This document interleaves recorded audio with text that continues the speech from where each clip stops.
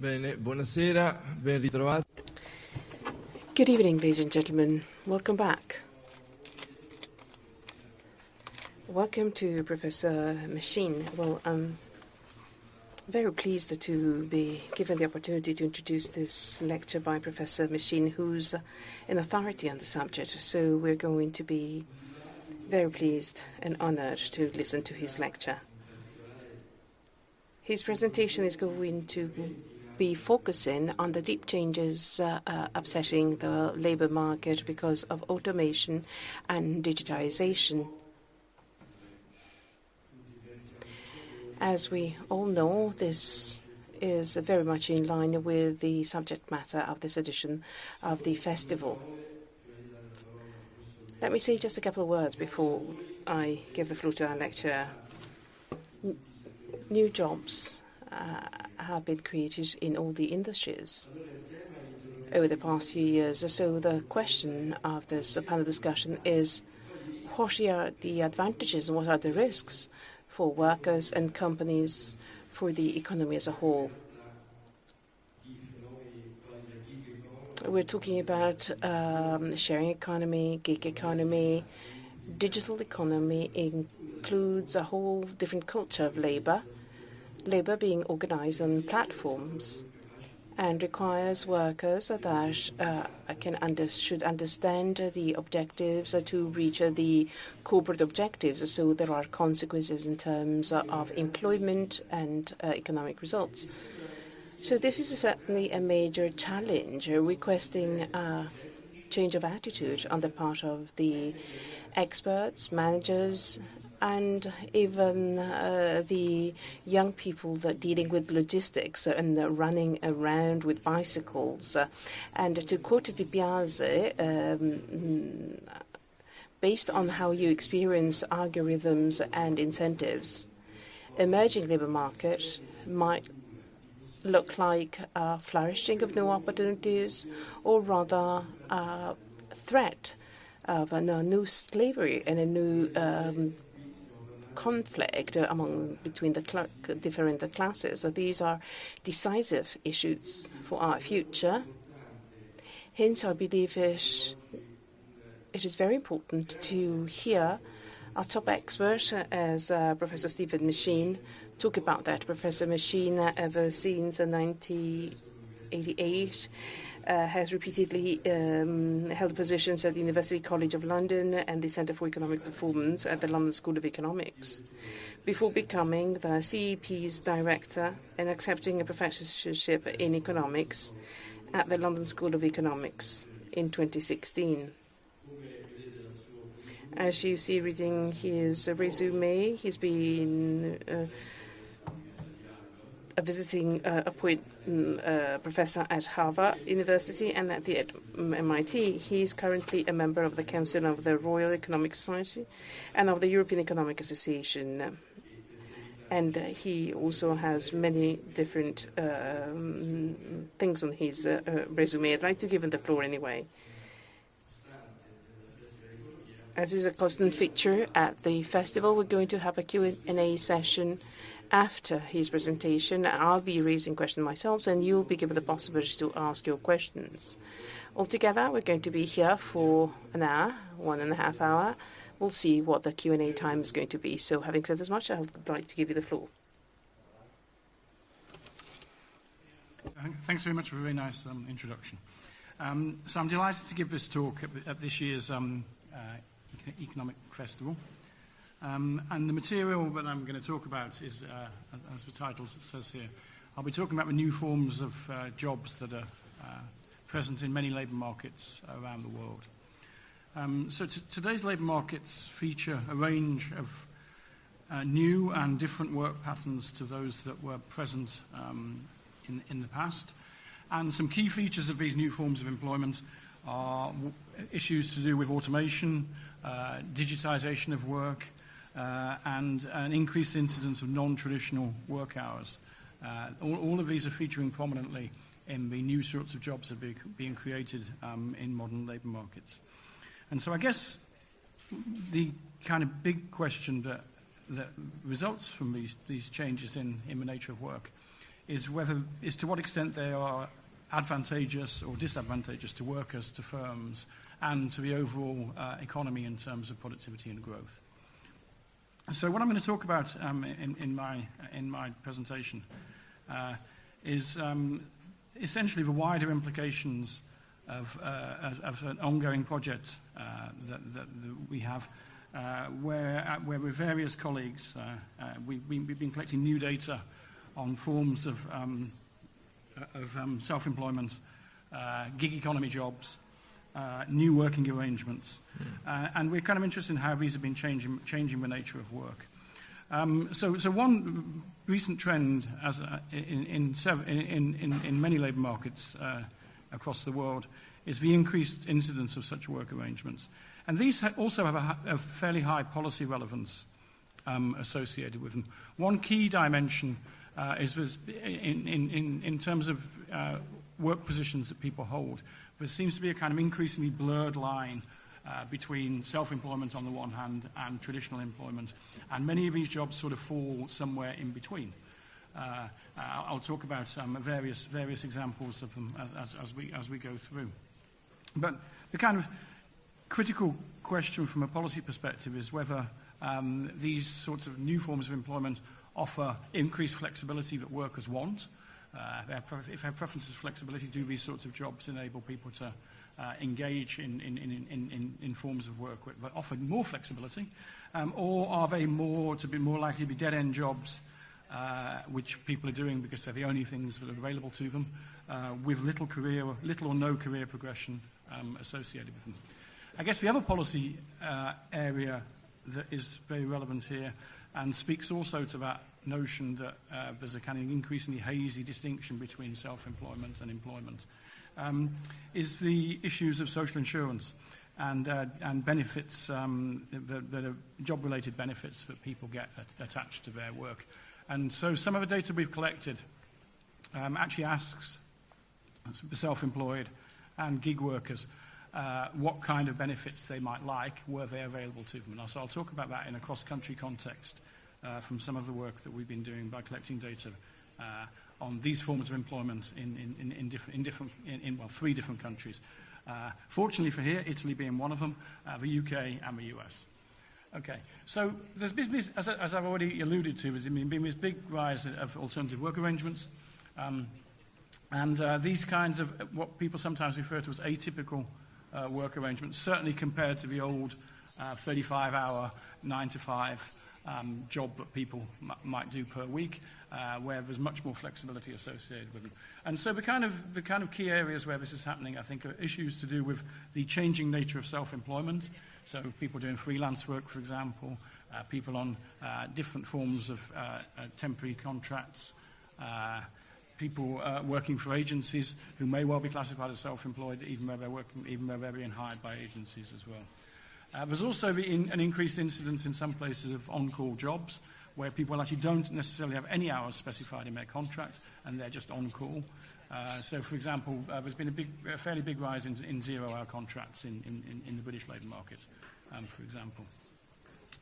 What we don't know too much about from the existing research is what the key drivers of these factors are, of these moves to these new forms of employment. But clearly it is some combination of these lists of things I've put down here. Technological change. Think about Uber drivers responding to a digital analog when they're picking up rides to take people to places, for example. So technological change and automation of work has been a key factor that's enabled these forms of employment to enter prominently in many labour markets around the world. There's discussions about the fishing or fragmenting of traditional workplaces. There's also preferences for flexibility, that we may think that workers may be willing to pay a certain amount to have more flexibility in their jobs. There's also the counter to that is the increased incidence of weak labour markets, certainly since the onset of the Great Recession, since 2008. And it may well be that people are actually doing these forms of jobs because it's the only work that's actually available to them, rather than it necessarily being a career choice being made out of several different options that might be available to potential employees. And there's also an interaction with labour market policies. The obvious one being minimum wage floors. For example, the self-employed are not covered by minimum wages. Traditional employees are. But this hazy line in between for gig workers and so on actually creates a potential tension, again, for whether minimum wages are actually as binding in the labour market as governments would want them to be. So all of these kinds of issues are probably drivers about why we've seen this rise in these forms of alternative work arrangements. So here's just a chart for the 3 countries on which I'll present information, showing the proportion of self-employed workers out of total employment. There's 4 lines on there because there's 2 reported for the United States, one of which shows an upward trend, the second highest line there, and one of which shows a slight bobbing along or perhaps even a slight downward trend. The second one, this is quite an interesting feature. So the second one comes from a current population survey, which is the regular survey undertaken in the US every month. Its initial reason for being undertaken was to try and calculate the unemployment rate. And a large number of individuals are asked various questions about their work status and lots of other stuff. But actually shows a little downward trend, whereas if you look at Schedule C tax filing numbers for the self-employed, which arguably you would think would be more accurate, they actually go up. And I think the fact that you can't necessarily identify the trend in the current population survey is probably because people are a little bit confused about what the nature of their actual employment position is when they're asked questions in surveys. And so one of the reasons we've gone and collected our own data on these questions is to try and pin down more precisely exactly what people are doing in their jobs and whether we can identify them as self-employed or whether we can identify them as gig economy workers and indeed workers on different forms of employment contracts. So in Britain and the US, you see this rise probably in self-employment. In Italy, where self-employment has traditionally been very high, you can see it's actually coming down, but it remains at a very high level as a share of jobs. And there's clearly a changing of the composition of those jobs that's occurred with the rise of these sorts of alternative work arrangements. People riding delivery bikes and such around. Okay, so I think this offers. I think these recent trends offer significant challenges for economists and for policymakers, and for other people who are interested in what's going on in the labour market. So one thing we really do need to know, I've already alluded to this with respect to that previous figure I just showed, is we need to better understand what the employment conditions and the status of independent workers are. So we do really need to know a lot more about whether on the one hand, the demand for flexibility, and on the other hand, the issue of hours constraints and people not being able to supply their labour enough, which one of those might dominate for people in these forms of employment. And related to that is protection against labour market risks that people might face if they're doing risky jobs, which seem to have very little career progression for the future. Then that's probably not a good thing to be looking forward to in terms of where the labour market might be going, and for issues to do with inequality and so on as well. The second thing that's a big challenge is how might one alter the provision of social protection in the face of these very clear and marked changes in the nature of work. So what are the issues about social insurance, and would one want to extend social insurance benefits to independent workers in situations where they currently don't get things like pensions or sick pay, or in the case of the US, health insurance? And so the provision of social protection is a very important policy question that relates to these trends we've seen. There's also big implications for the overall economy. It may well be that the extent of labour market slack, if you like, the number of individuals who might work if they could find employment, might not be being picked up quite as well by the overall unemployment rate these days, because there's a large number of these short-hour jobs that people are doing. I'll also show you some numbers here, but many people in these sorts of gig economy forms of employment and some forms of self-employment would like more hours if they could get them. They have an increased desire for hours. And so you might think there's more labour market slack than is actually captured by the unemployment rate alone.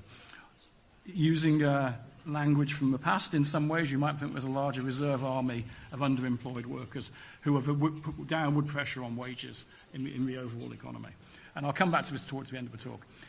We might also think, as I've already mentioned, minimum wages may no longer be completely a binding wage floor for all workers. And if that's what the target of that policy would be, we might want to think about how that might be different if policy can actually do anything to make sure that all workers get a decent wage from receiving a minimum wage in the labour market in which they're operating. Okay. So we've undertaken, in part because many of the regular data sources that microeconomists tend to look at in terms of the labour market are rather unsatisfactory in terms of identifying these new forms of employment. I think the regular surveys are getting better, but they still have a large number of deficiencies in identifying these new forms of work.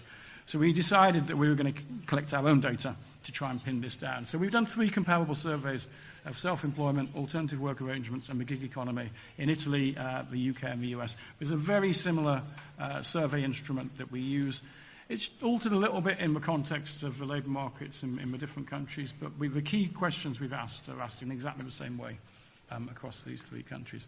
So we've collected a bunch of information about demographic characteristics of individuals, the characteristics of their jobs, the contractual conditions under which they work. And then we also asked questions about preferences for flexibility and or inflexibility in the sense of whether people are doing the job because it's the only one available to them. And also, if social protection was made available to gig economy and self-employed workers, what forms would they actually like? So we've actually asked them to rank different forms of social protection. Okay. So what I'm going to talk to you about today from the survey results is I'll just give you a fairly brief overview about these things on this slide, about who works in self-employment, alternative work arrangements, and the gig economy, some stuff about the patterns of work, mostly about the hours that are worked in these jobs, whether people are satisfied with their jobs, the reasons why they do the jobs that they're currently working in when we surveyed them, and this information about the ranking of benefits that might be available. Okay. So to start with, how many self-employed and gig workers are there who are actually in our surveys? Oh, I should have said the sample size is, it's somewhere between 10 and 20,000 people that we surveyed in the 3 countries. Perhaps, and they are representative of employment. We've validated that with large-scale sources of information. Perhaps the only issue, if you wanted to be a bit critical about what we've collected, is these are online surveys, so people have to be online to respond to them. So you might think that maybe you get an increased preponderance of some people who are younger people, for example, who may well be more likely to be online than older people. Okay. So here's some numbers here, which are very much in line with the chart I gave before. Italy's actually a little bit low on the self-employed as a proportion of the working age population, but not much. And we seem to have somewhere about 12 to 15% of self-employed individuals doing in the labour markets of these 3 countries. And somewhere between about 3 to 4% of them are identified as gig workers in the data. If you actually if you assume there's a gap for the US there because we can't quite pin them down separately between the employed and the self-employed, but if you're willing to multiply the 2 together, you get a number just above 3% on that final column. So probably a few more gig workers in the US than in the UK and than in Italy, but still somewhere around 3% of people doing, 2.5 to 3% of people doing gig economy work, working on platforms, working for like Uber, Deliveroo, and so on. Okay, so let me take you quickly through the key aspects of the Italian survey. And so this is an important factor. The first thing here, that a sizable proportion of Italian gig economy workers are doing this as a second job. So whilst there are some people doing gig work as a first job, and a bunch of people who think they're gig workers but they're currently unemployed, or state that they're gig workers but they're currently unemployed, a large proportion are doing holding down multiple jobs here. So this is, of course, is probably going to matter when we ask what the reasons are for why people are doing gig economy work, which I'll come to soon. The hours distributions of the self-employed and the gig economy workers are very different. You can see the self-employed have a big spike at 40 hours a week, and there's a range going from low hours to some rather high hours. The gig economy workers, on the other hand, are working a lot. Many of them are working short hours per week. So very much skewed down towards the left-hand side of the distribution. Probably what we'd expect, but it just confirms this in the data. Here's some information about whether individuals are satisfied with the hours of work in their current contract, or whether they'd like to work more hours or less hours. So you can see for both groups, there's an increased desire for working longer. So this is an important factor that we might think about whether these jobs that aren't necessarily getting people enough income per week. So for the self-employed, this is not as pronounced as it is for the gig economy workers, where a large proportion of the gig economy workers would like to be working longer hours. Almost 50% of the individuals to be classified as gig economy workers in the data. So a large number of them would like to work longer hours. So if we're thinking about people who are in precarious employment in some sense, who are not earning enough income, this seems to be where this stands. What are the reasons for working less than 35 hours amongst the self-employed? Well, the most important answer seems to be there's not any available work. So again, that's reflecting that they would like to work longer hours than they currently do.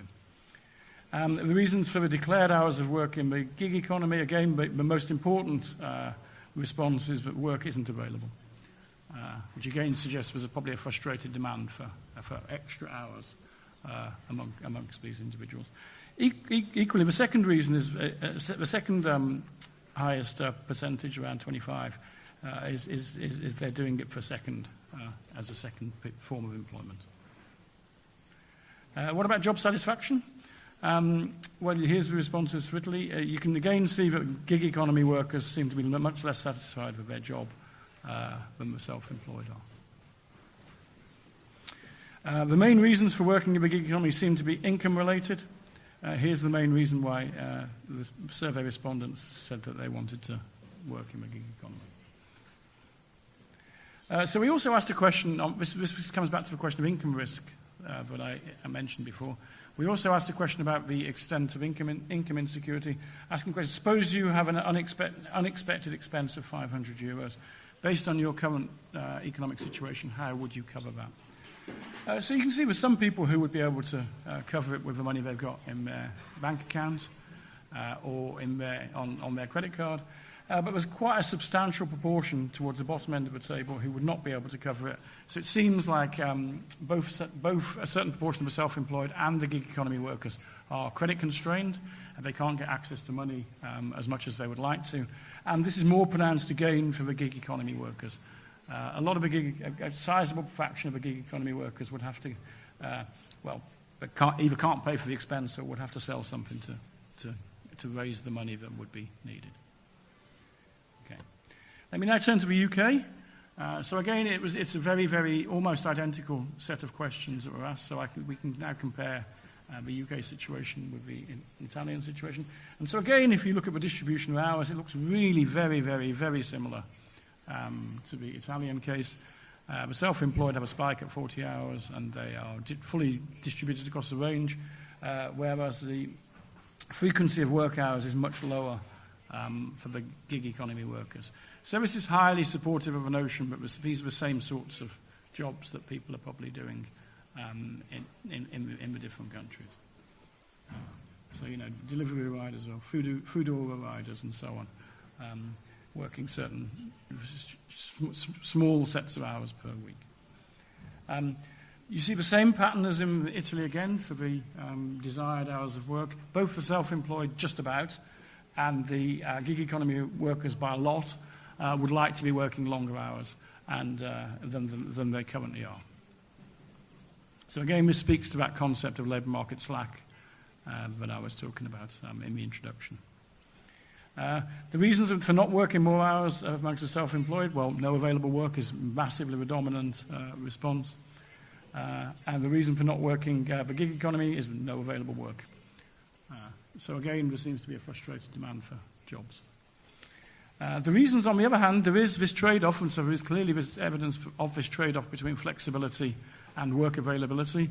So the main reason why the self-employed want fewer hours is for leisure reasons. So there's clearly a bunch of people who have answered that they're very satisfied with hours, or perhaps would want to work fewer hours, and amongst those who want to work fewer hours, it's so that they could take more leisure. Same for the gig economy workers as well. So there is clearly evidence of this trade-off between flexibility and lack of work availability. The job satisfaction questions again show the same pattern, although for some reason in the UK everybody seems to be more satisfied, happier with their job than in the Italian case. And this is also the case in the US data as well, so there's probably some cultural differences across the countries perhaps for the shaping this. But if you look at the relativities between the gig economy workers and the self-employed, the gig economy workers seem to be a little bit less satisfied with their jobs than the self-employed. So the main reason for being self-employed in the UK is clearly flexibility and working from home, being the second highest response. For the gig economy workers, they also prefer working from home and some degree of flexibility as well. Although there's a little bit more mention of pay here as well. If we ask the same question about how would you pay for an emergency expense of £500, there's a remarkably consistent pattern in the sense that there still seems to be a substantial proportion of people who are credit constrained in both these forms of jobs. Okay. One feature which we collected more information on, which seems to be an institutional feature of the labour market increasingly in the UK, is the increased incidence of job contracts which have no guaranteed hours or times of work. So people are essentially on call. Of course, this isn't a new thing. If you think about people queuing up at the docks in the past, then of course people would queue up for jobs on the docks and certain people would be picked out. About 3% of workers are on zero-hour contracts in Britain at the moment. And there's a stark dichotomy here about who in terms of whether it's a necessity or choice. There's a large number who would rather work longer hours. So this is now the desired hours of work for the zero-hour contract individuals. You can see that many of them, over 40%, would like to be working more hours. So of course they are working hours, but they're on call, and so in their contract, the hours is zero, but they would like to be working longer. They would like to be called more often, if you like, for work. What's the reason why they don't work more hours? No available work. Very, very dominant for these zero-hour contract jobs. What's the reason for wanting fewer hours? There's not that many of them, but the ones who want fewer hours, it's mostly domestic commitments. So again, there's a degree, even with the zero-hour contract individuals, there's a trade-off between flexibility and an increased demand for work availability. What's the main reason for being on a zero-hour contract? Well, only option and flexibility are almost head-to-head on this one. So that really very much illustrates the fact that some people are happy with their jobs and some people are less happy. In the US, I've only summarising the US on this one slide. There's clearly evidence of hours constraints. Again, about a third of people would want to work more hours per week, and a large proportion work part-time for economic reasons. So the US findings, which I'm showing less of here, are also consistent with this dichotomy between the flexibility on the one hand and the desire for perhaps having more regular forms of job characteristics that are embodied in traditional employment. Okay, so let me turn to the policy issue. So one key thing here is that the self-employed and those in traditional employment in all three countries are treated differently by government policy, both for tax and benefit policy and for social insurance type reasons. So we might be interested in whether the self-employed individuals and the platform gig workers might have preferences for social protection were they made available to them. So we've sort of asked them to rank different forms of insurance from the ones they would like the most to the ones they would like the least. So here's the rankings of the various benefits for the self-employed in Italy. They were given these 6 options, and you can see the one on the right, retirement savings, has the highest frequency of number 1 responses. So it seems to be pensions that the self-employed would most like to have. because of course they have to make their own, if they do make any arrangements, they have to make their own arrangements for pension coverage, unlike employer-provided pensions that are regularly available to workers in traditional employment. If you look at the gig economy workers in Italy, they say the same thing. The pension is the highest, and the paid sick leave is the second highest. In the UK, it's even more pronounced. They were given 8 options here, but it's retirement savings that clearly crops up as the highest frequency of number 1 in terms of the rankings of what aspects of social insurance they might like to have. So that's the self-employed. Same for the gig economy workers, but pensions, savings for retirement is what the form of social insurance they would most like. The US is a bit different, and of course remember the 2 countries I've just described both have national health systems, and so of course the issue about health care is much less important to people in jobs.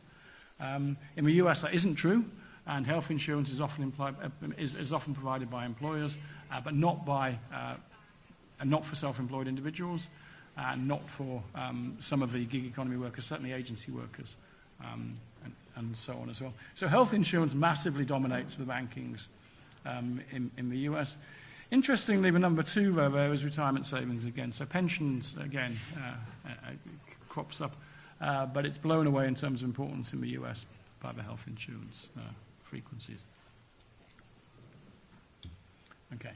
So policy options, I'll just talk very quickly about this. We might be interested about whether you might think about occupations, perhaps. The 3 options you might think about here. One would be subsidising occupations that the self-employed and gig economy workers are in, and so you might think about occupational pension schemes. You might want to think about redressing the balance in the tax and benefit system between the self-employed and the employed, and think about whether you want independent contractors to be classified as dependent employment or not. It may also be that there's a role for the Social Security Department to do this, and perhaps online accounts that employers would have for the self-employed to make pension contributions and other social insurance contributions in. So a means of organising perhaps individual accounts, savings accounts. Whether they should be mandatory or not is a different question, and if they were to be mandatory, you would probably have to change the tax incentives to do that. But to ensure that they could get these kind of social insurance benefits, that might well be something that would be worth thinking about. Let me touch on one last thing before I conclude. So one feature of the labour markets of most advanced countries, certainly over the last 10 years, is that wage growth has been very, very weak. Real wage growth has been very, very weak. In some countries like the UK, real wage growth has actually been negative since 2008. Actually, the median worker, the typical worker, the worker who's halfway up or down the wage distribution, has suffered real wage losses of about 8% since 2008. In other countries, real wage growth has been very, very flat, and in almost all advanced countries this is true, unless they seem to have some special circumstance, often connected to natural resources, that seems to have insulated them against having very weak wage growth. So a couple of examples of that would be Australia, where they had a mining boom driven by demand from China, and that seems to have kept average wages up in Australia. Alberta in Canada, until the oil price dropped, had a big oil price boom, big oil boom in Alberta, which seemed to keep wages up in Canada. But practically everywhere else, wage growth has been very weak. So one natural question you might ask is this anything to do with this rise of these alternative work arrangements? So, for example, the total increase in employment in the US since 2005 has been in these forms of alternative work arrangements. Almost all the increase in jobs in Britain since 2008 has been amongst the self-employed who don't have any workers. So people who are going into self-employment, but not as entrepreneurs who are taking on lots of workers, but people who are taking on self-employment because it's the only option available to them. So you might ask the question about whether some of these very low wages, low wage growth patterns are connected to the rise in alternative work arrangements. So this comes back to this point about whether the relationship between wages and employment and wages and productivity are how they used to be, and it seems like they're not. it seems like the unemployment rate is not a particularly good measure of if it used to be the case that if the unemployment rate was higher, wages would be lower. It doesn't seem to be picking that up. The right-hand chart here shows that's not a particularly strong relationship now. The left-hand chart here shows that wage growth has fallen behind productivity growth, so that most workers are not getting a share of productivity gains that companies make if they do get productivity improvements. So we might be interested in whether the nature of these jobs, these new jobs, could be contributing to this. So I'll show you two pieces of information in this, and they both show that the sorts of gig economy jobs we've been talking about have very low wages associated with them. So here's the median hourly wage for the gig economy jobs in Italy, and so you can see it's somewhere around about 8 to 10 euros per hour. The median, that's the typical person. So 50% of people are paid less than whose gig is the first job, whose job is a gig economy job, are paid less than 8 euros per hour. Remember, they're not covered by minimum wage floors here as well. Same is true of the zero-hour contracts in Britain. This chart shows you over time the median hourly wage for all workers, the top line, and the median hourly wage for zero-hour contract workers. It's probably worth pointing out that the minimum wage in 2017 is £7.50. So the typical zero-hour contract worker is paid less than the minimum wage because they're not covered by minimum wages. So there's a substantial fraction of people in these sorts of jobs who are not receiving the minimum wage in their employment. So one last thing I will talk about is that one thing we've looked at following a big hike in the minimum wage in the UK labour market is whether that's had any impact on the incidence of people on zero-hour contracts. So when the Conservative government was elected in 2015, the then Chancellor, George Osborne, held an emergency budget, and he did something extremely unexpected. The Conservative government in the UK has traditionally been very hostile to minimum wages, but he introduced, totally unexpectedly, a new national living wage for workers aged over 25, 25 and over. And it involved a big increase on the minimum compared to the previous minimum wage for those workers. It was partly done because wage growth has been so weak in the UK labour market, and it seems like one of the only policy levers available to that, to do anything to that, is minimum wage floors. So they introduced the minimum wage. So it went to £7.20 per hour from £6.50 per hour from the 1st of April 2016. So one thing we've looked at is an occupation of workers, domiciliary care workers. So this is people who drive around, care workers who drive around and visit people in their homes, and that's their job. And a lot of these workers are on zero-hour contracts. So what seemed to happen was the domiciliary care workers did benefit from the minimum wage going up. Their wages went up by 7.5% on the minimum wage hike. But something else that happened was the probability of being on a zero-hour contract went up as well. So it seems that one response from employers to the minimum wage hike was actually to move people onto these more precarious forms of employment. So the Taylor review of independent contractor work that was undertaken last year raised one possibility that if people are in these more precarious jobs, should there be a higher minimum wage for those workers? And that's an interesting question, I think, from a policy perspective. So this chart just shows you, if people want to see the details of this, the only thing that's really worth looking at here is that so this is the wage distributions of people before and after the minimum wage. So the dark distribution is the minimum wage before, and then it moves sideways because everybody gets a wage increase, and we move to the white bars afterwards. So you get a huge spike at £7.20. Over 20% of domiciliary care workers moved up to £7.20 an hour, so they got a big wage boost. But the proportion of zero-hour contract jobs went up as well, and it went up by 9%, according to this chart. What happened to jobs elsewhere? Well, jobs elsewhere were barely affected. They went up by 1%. So you can see clearly there's more people being moved onto zero-hour contracts following the minimum wage hike. So another form of way in which labour market policy has interacted with the increased incidence of alternative work arrangements. Okay, so that's what I've got to talk about. So let me just conclude. So it seems that these alternative work arrangements, today's labour markets seem to feature many more of these new forms of different working patterns to the past. Technology, as I mentioned before, has been key to key to introducing them. You know, another form of technology that's related to this is people may want to work from home more, and of course they can do that with the new forms of technology that are available. And so there's been an increased incidence of these alternative work arrangements. From an academic perspective and a policy perspective, we don't know anywhere near enough about them than we would like to. It's very striking, but even in countries like Italy, where self-employment's been declining, there's been an increased incidence of these forms of employment. There's evidence that clearly that some of the new self-employed are hourly constrained, and they'd like to work longer hours.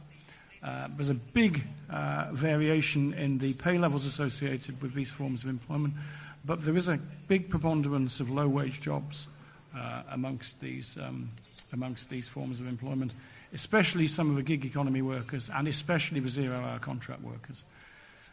For people in these forms of employment, there's a strong demand for social protection, particularly for retirement benefits in Italy and the UK, and for health insurance in the US.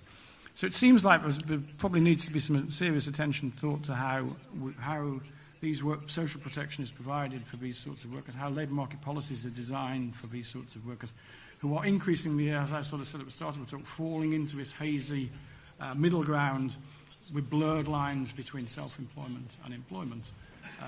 And it seems to be a need to try and design policy and redesign policy in some way to try and keep up with the pace of change in the nature of work. Otherwise, it would seem that inequality trends may well be carrying on. Technology will carry on to increase inequality in the way it has done over the last 30 or 40 years via some of these forms of alternative work arrangements. Okay, thank you. Thank you.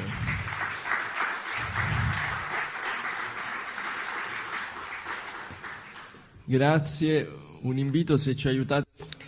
Thank you very much. Could you give us some water? There's no water, unfortunately. It's very hot. Can you get us some water, please? Thank you very much, Professor Machin. I'd like to introduce the Q&A time. Raise your questions if you want to ask questions. And in the meantime, I'd like to raise some questions myself. First question. The fragmentation in the labour market that you referred to, the fissuring of the labour market, has been certainly one of the causes of the gig economy. Do you think that legislation should be passed to correct that? And into what direction should such changes be introduced or lead to? Then, with reference to public policies, and I'm referring now most specifically to the Italian case, do you think it would be necessary to adopt public policies? And the government has just been sworn in, so we are lucky to have a new program that has introduced minimum wage or the citizenship minimum wage. Do you think that this can be a hurdle or a facilitator of the conditions that we've been identifying? Then more of on a general line, a question on Brexit.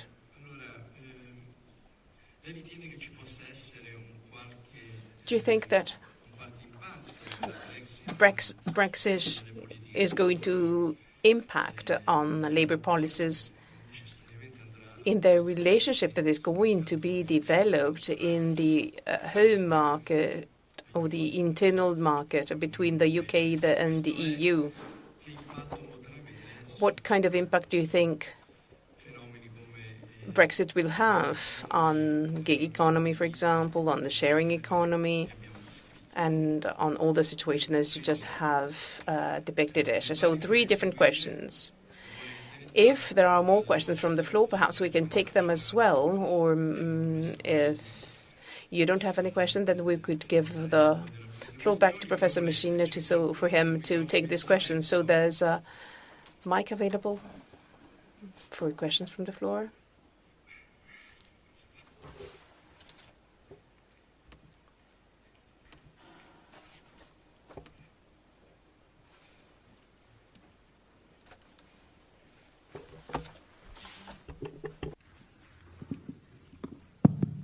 My question is on the parallel between gig economy workers and self-employed.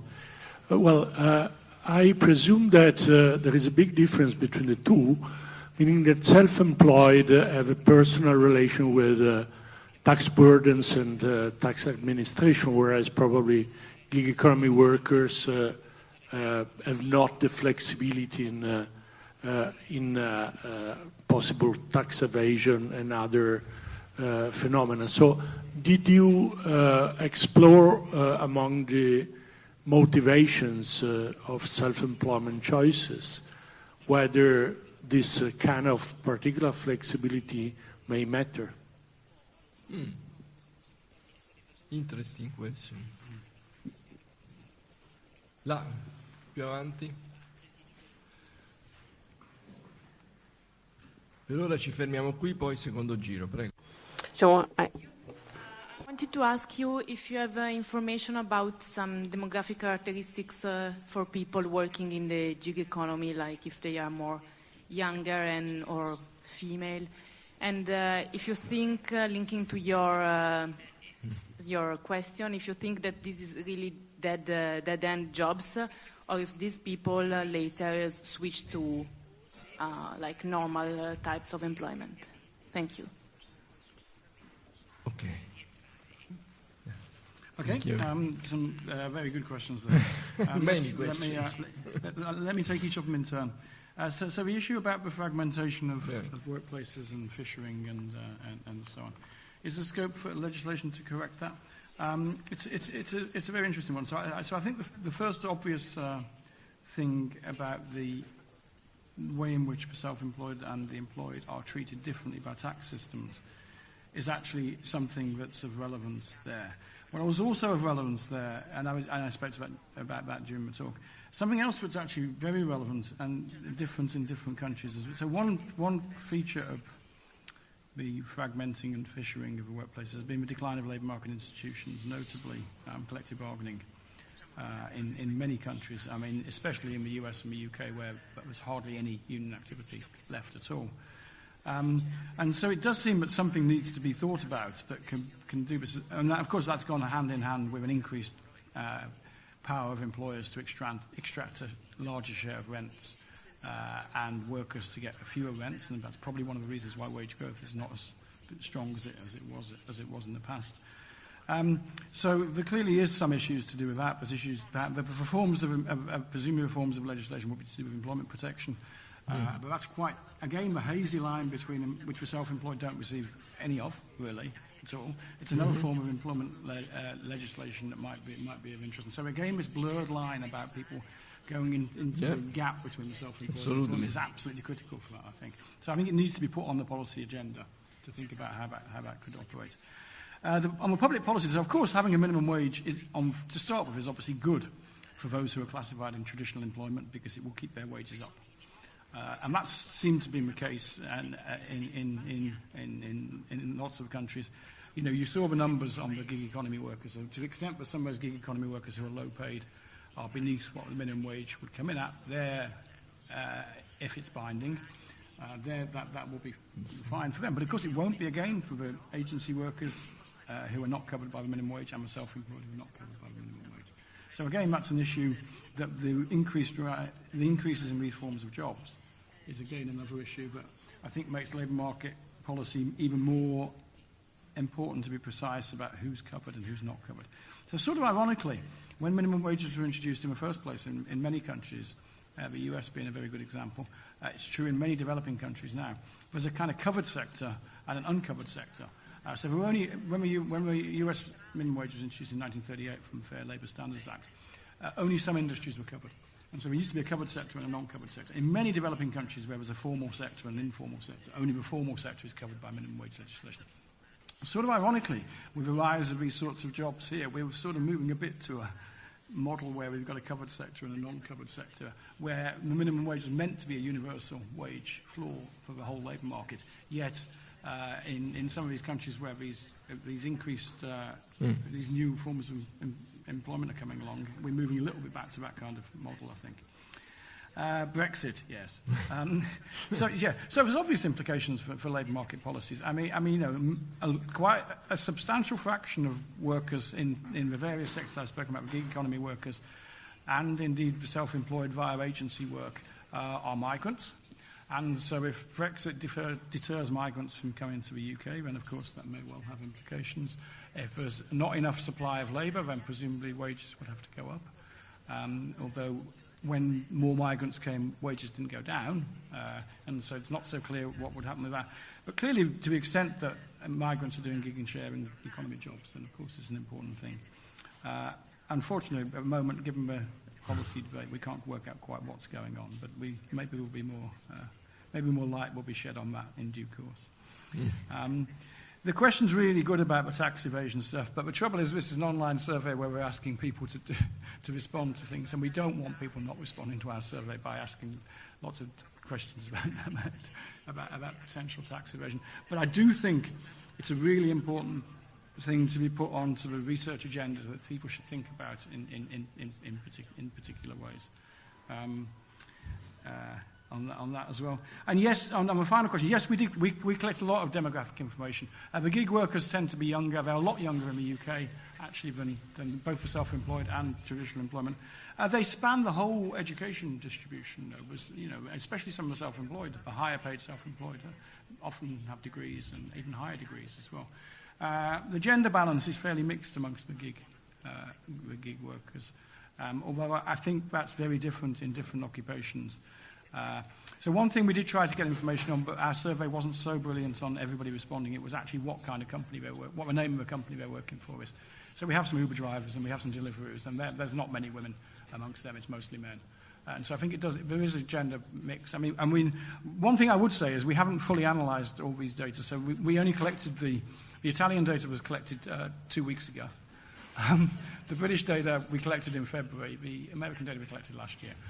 So we will be analysing many more of these kind of issues in due course. The critical thing about, I think the title of my talk, wherever it was, is exactly that. Is this independent work that offers lots of flexibility, or are these new dead-end jobs? Is what we really need to know about. It seems like many of the gig jobs don't seem to offer much career progression. I mean, anecdotally, take the case of an Uber driver. So in a traditional form, and this is back to the fishing of the workplace, in a traditional firm, you'd have people who come into new jobs. There'd be certain layers of employment that you could get promoted, certain ranks you could get promoted to, and then you might become a supervisor as your career progresses. Uber drivers don't have a supervisor. They have to answer to the digital analog in the mobile phone. There isn't any scope for promotion to become an Uber supervisor. And so the idea about career progression is absolutely central, I think, to the rise of these jobs. And looking forward, if there isn't any career progression in these jobs, then we probably need to think about how people can move up to higher wage jobs with career potential in future.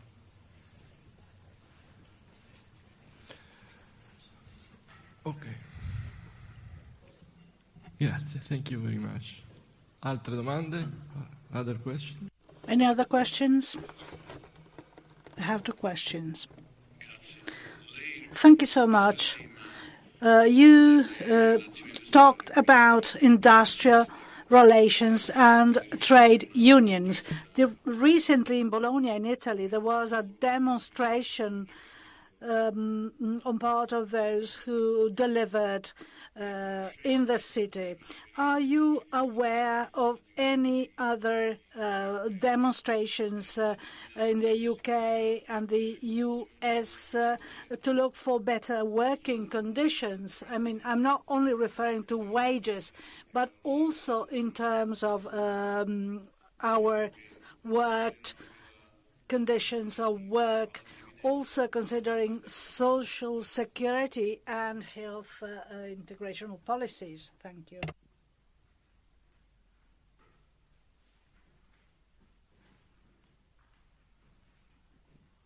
Salve.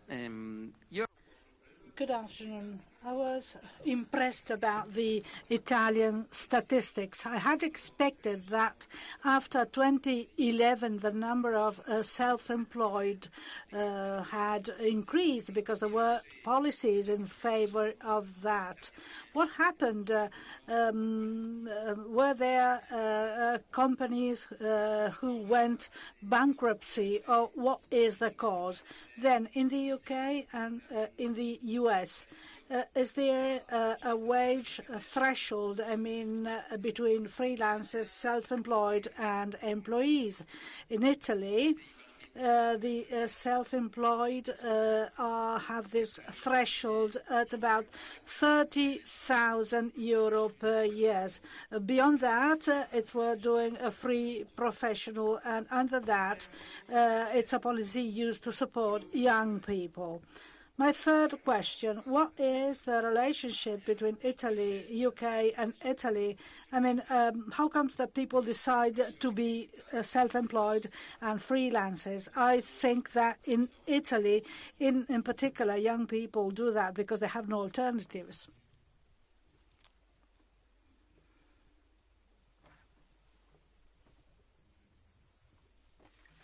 Okay. Yes, I was told about the Bologna riders and stuff as well. And so somebody told me this morning that they're trying to form a union as well, which is very interesting. There's been none of that kind of behaviour, to my knowledge, in Britain. What there has been is there's been a couple of court cases where some Uber drivers have taken Uber to court to try and be classified. They said that because of the nature of their jobs, they should be classified as employed and not as self-employed, and therefore they should receive employment benefits. They won the case. The two London Uber drivers won the case, but Uber are currently appealing it. So I don't know where that will go to. But I think that's quite interesting. I think there's been other cases in other places where they haven't won, and so this is another example of just how hazy much of the kind of form of legislation is. And on the work conditions and the hours and things and the social issues, that's one of the main reasons why we collected a lot of that information, to see what the desire would be were it possible. In the Italian survey, I didn't speak about it here. In the Italian survey, there was a little conceptual experiment that was asked about whether self-employed and gig workers would like to have sickness benefits, and varying the tax that they would have to pay on that. And a large proportion say they would be willing to pay to have sickness benefits. As the tax goes up, it slopes down, but not massively, and there's still, even at relatively high tax rates, an indication that they would be willing to pay for sickness benefits as well. So speaking to you about work conditions and other benefits, there does seem to be that people doing these jobs would like to have them. On the three questions that you asked me, I have to confess that I don't know much about my co-authors know most about the Italian institutions and institutional features, so I'm not going to be very good on the first two. I do think it's interesting what you say about the self-employment stuff, and we should look into that. So my two co-authors, the two Italian co-authors, Tito Boeri, who's of course in charge of this, he used to speak to him about that as well, and Giulia Gipponi, who's the other Italian co-author. Yes, you're right. I think on the last thing about the young people having no alternative, I think probably if we broke down these responses about why people are self-employed by age, which we can do in our data, we'll see even more the case that people are doing the self-employment positions because there's no alternative. We should do that, and we will look into that in future research. As I said in response to the question 2 questions ago, we've only just got some of this data, so we haven't had time to fully analyse it yet, but we will definitely analyse that. It's an important point. Thank you very much. Altre domande? Any other questions? No other questions? Well, thank you. Thank you so much.